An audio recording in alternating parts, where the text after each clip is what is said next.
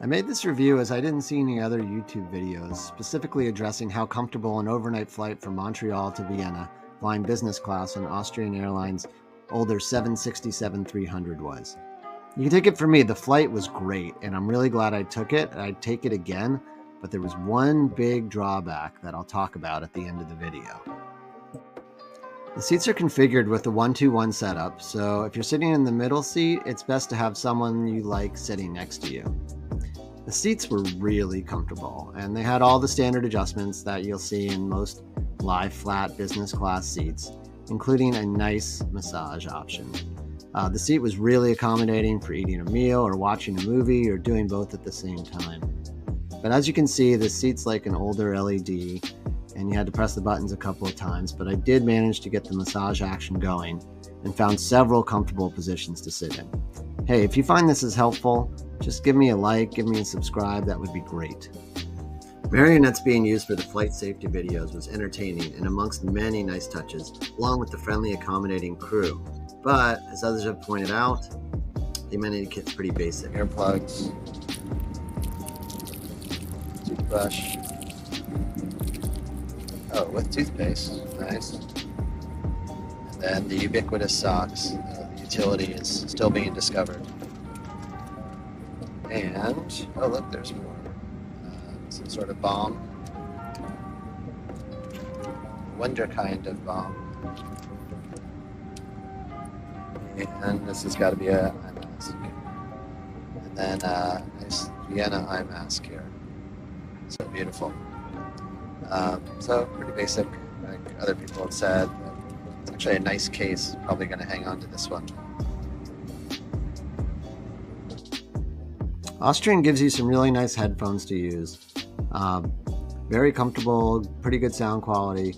They have this weird third prong, which I guess is sort of standard for business class, so you don't steal the headphones. The plug situation is also standard. There's a USB-A old school along with the headphone jack, which will accept your one-hole headphone jack if you guys still use a cord like I do.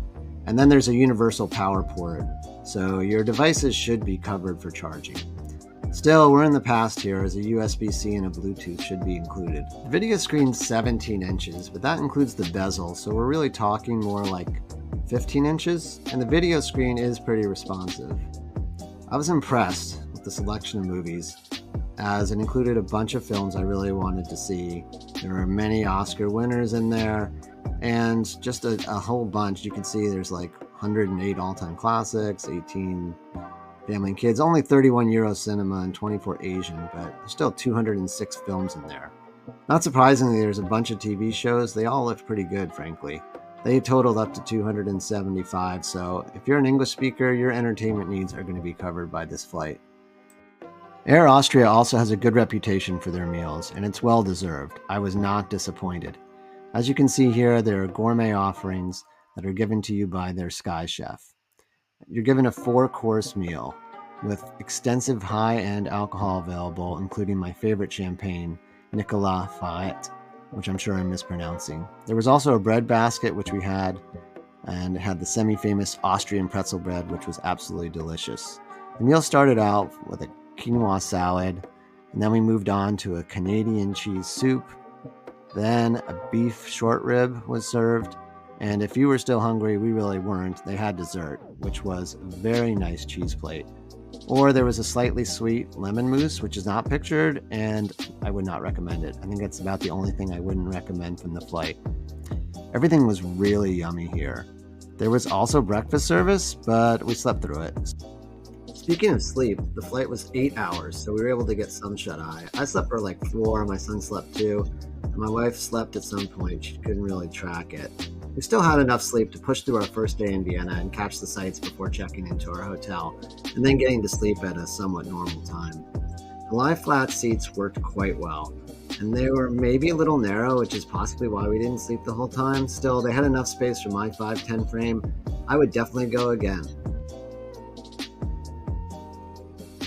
When the flight was over, we had enough energy to hit the ground, at least walking, when we got to Vienna. The issue I was talking about at the beginning of this video that might make you not want to fly this flight is the fact that Air Austria on this plane does not feature any Wi-Fi. I know that could be a problem if you're not sleeping.